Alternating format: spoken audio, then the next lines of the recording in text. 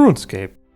One of the longest running MMORPGs on the market, still going strong after over 20 years of updates. All of these updates have filled the world of Gunnars with a tremendous amount of content, hundreds of quests, dozens of bosses, many skills to master, and so much more. With all of this content, it might be difficult for a new player to figure out where to even begin. So I invite you to join my take on this endeavor. Meet Timeliner, my progression-locked Ironman, where I'll be exploring the world of RuneScape one game update at a time, until I eventually catch up with the live version. The rules are simple.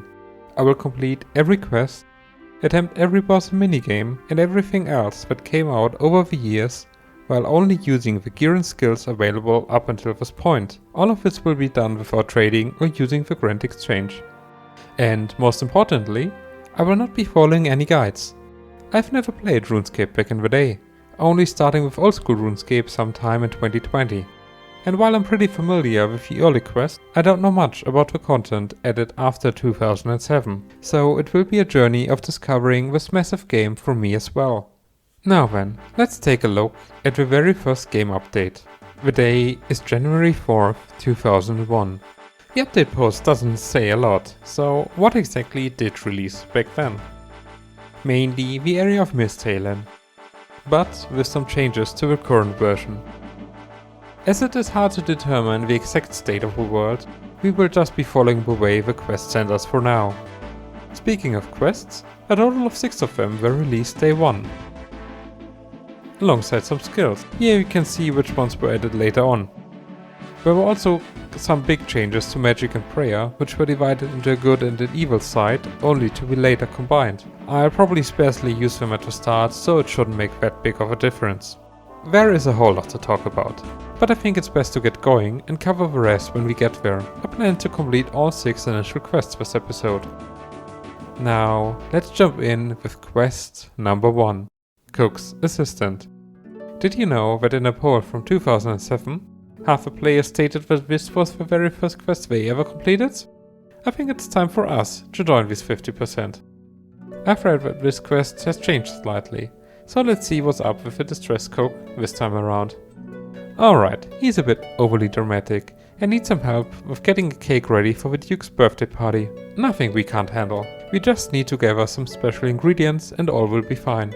First on the list, eggs. The chicken coops on the other side of the River Lum should be a good place to start. Lumbridge is looking a lot bigger now than it did back then, with a whole market square and everything. It's a pretty neat change in my opinion, but this brings us to another problem the series will face early on. A lot of the locations were changed over the years, and there's no way to get the original version back. These changes are also hard to track, especially vendors in the inventories. So, knowingly or not, at some point unfortunately I will make a mistake. One shortcut, however, I will be taking knowingly is the run feature. Running wasn't in the game until March of 2004, so around 3 years of content until then. I really want to be a bit faster than that. This is much better. Now, enough rambling. We have arrived at the chicken coop, and while looking around, I spot a large egg in the corner. Step 1 completed. Jumping over to the cow pen on the other side of the road, we first grab a bucket and milk a cow. Afterwards, we head to the mill, grab some wheat outside, and I don't know how to get extra fine flour, so let's ask the miller. She adjusts the mill for us. Perfect. Now let's put the wheat in here, pull the lever, head back down, grab a pot, and voila! A pot of extra fine flour. And with everything in our inventory, we head back to the cook and quest completed. The first of many. And here are our rewards. Some coins, some fish, and our very first quest points. Now let's take a look at what the next quest in our list entails. Demon Slayer. Recommended items, melee combat gear. Well, it says it's also been reworked, so I don't really know what we're getting into. So, I think some upgrades are in order. After all, it gives me an excuse of doing some mining and smithing. Here we are, at the mining spot south of Lumbridge, and can see the current iteration of a mining system at work. Following a rework in 2009, you no longer stop gathering an ore, or rather after every single action as it was in 2001. Now you can just go at it until your energy bar depletes. Which I don't have for some reason. Maybe it's something for higher tier ores only, I'm not quite sure.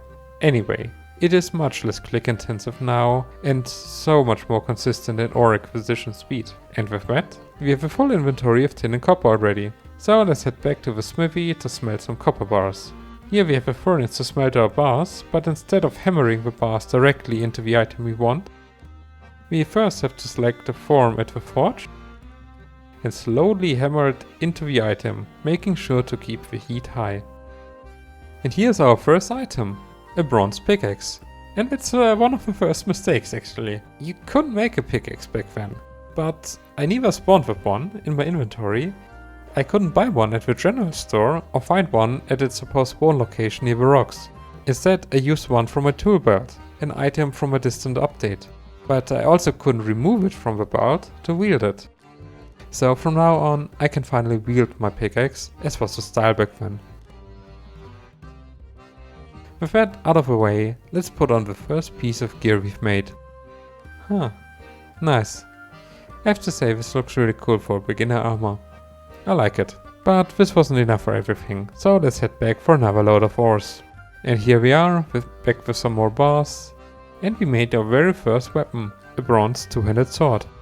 Let's put this bad boy on. Yeah, that's a good looking sword.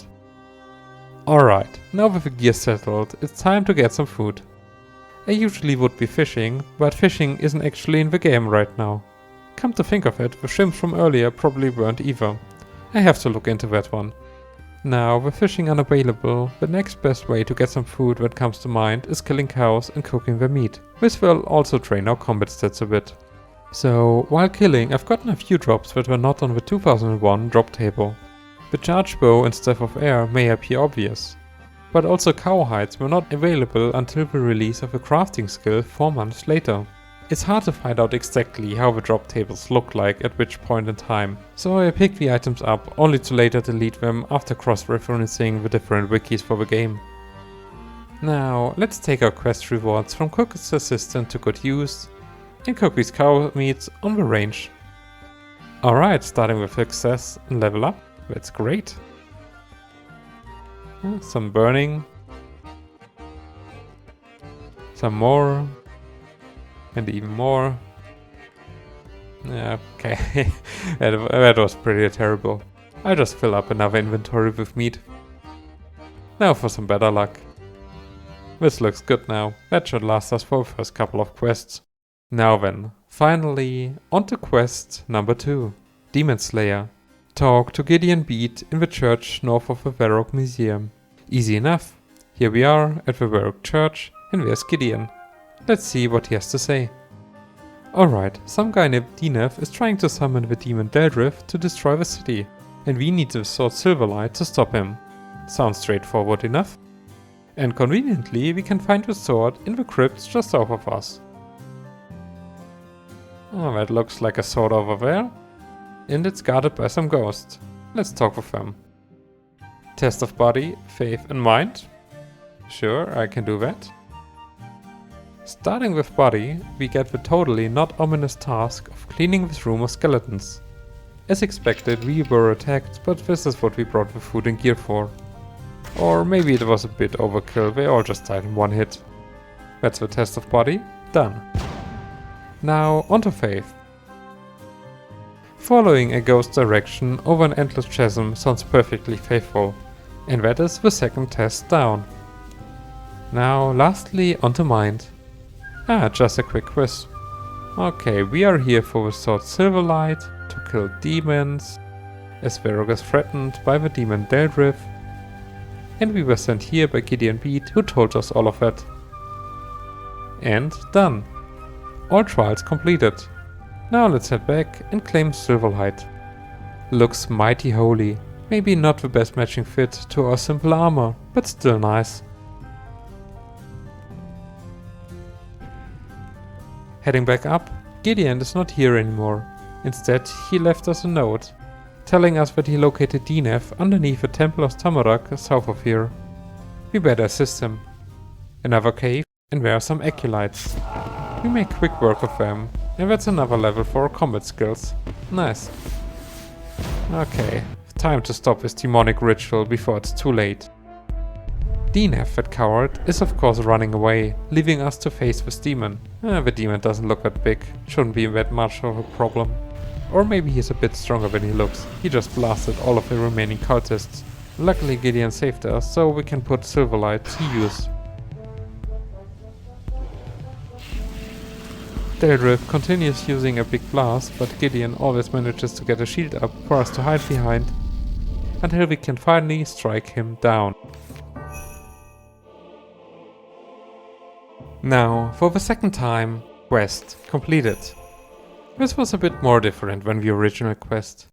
Back then, you got the sword by doing tasks for powerful wizards and knights, and had to kill Delriff outside of the city by reciting a spell. Onwards to quest number 3, the Restless Ghost.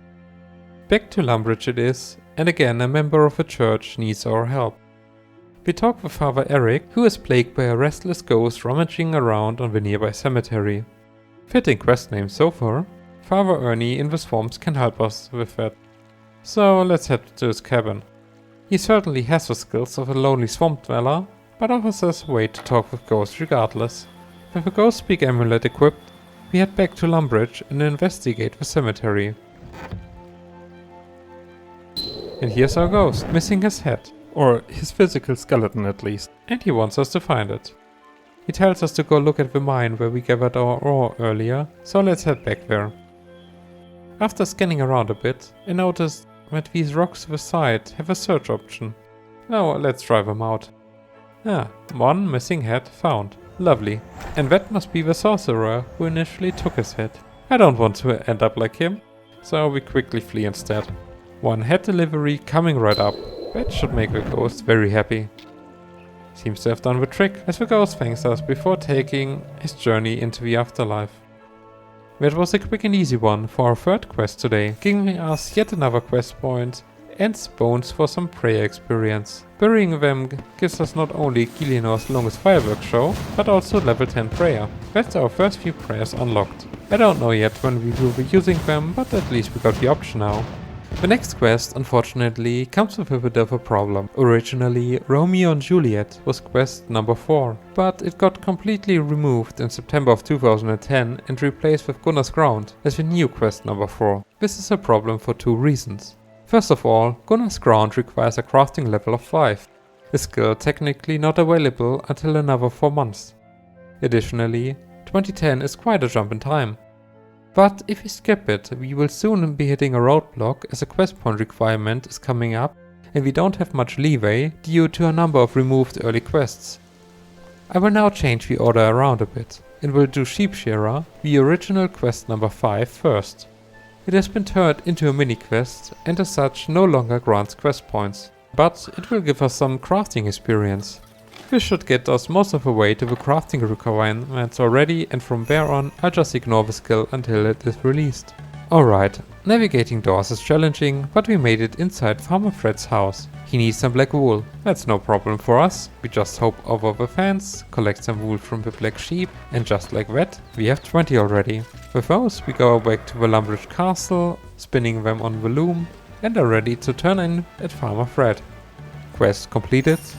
And as you can see, no quest points this time around. But at least we got some coins in crafting XP. But only until level 3, so back to the sheep to spin some more wool until level 5.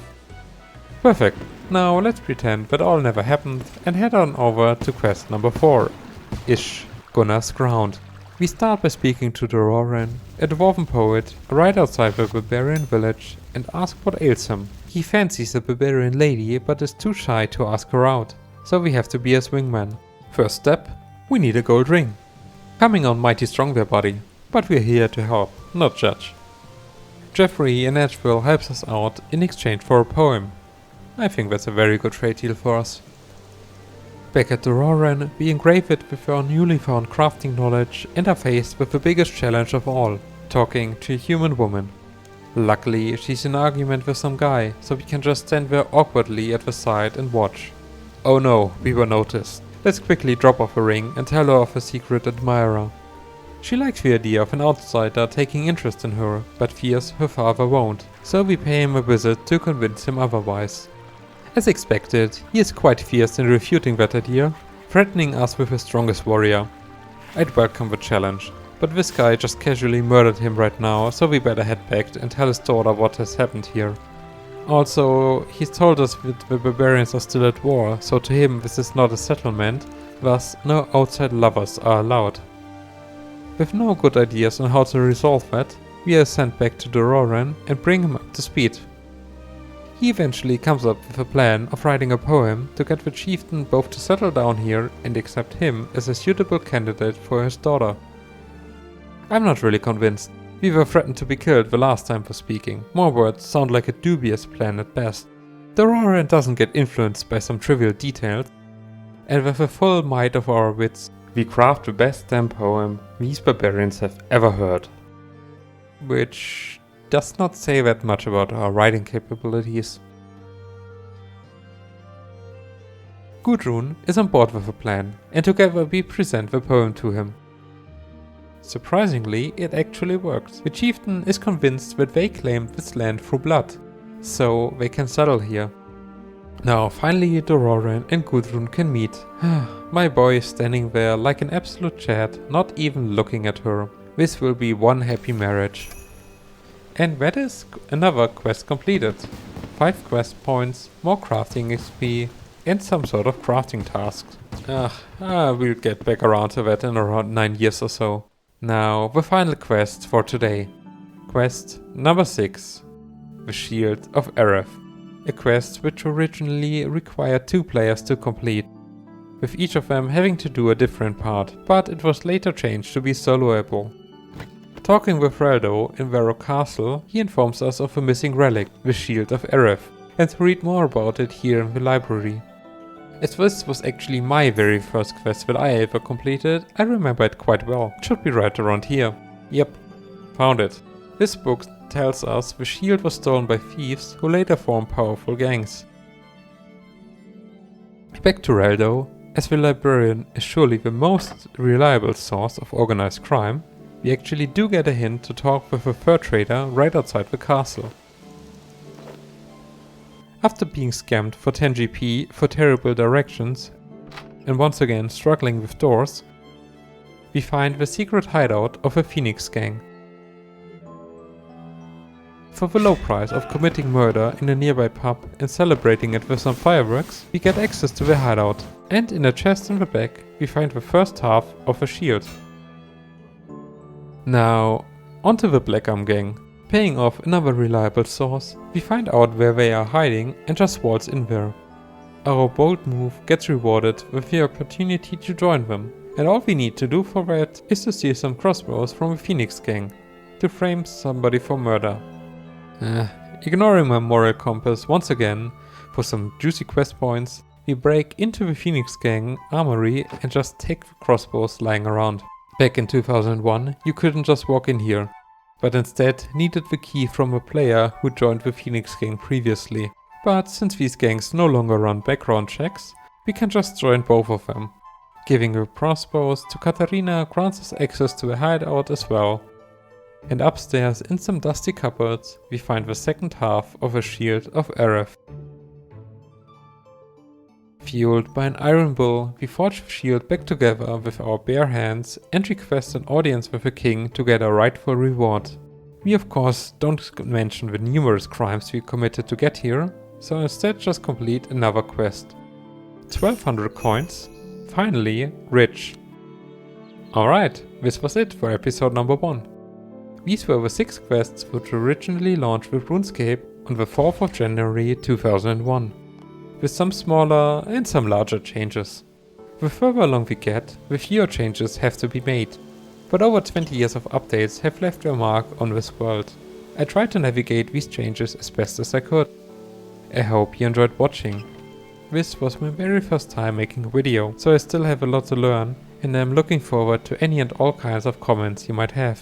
I hope to see you on the next video, covering the game updates following the 21st of January 2001. Until then, take care and have a wonderful day. Bye.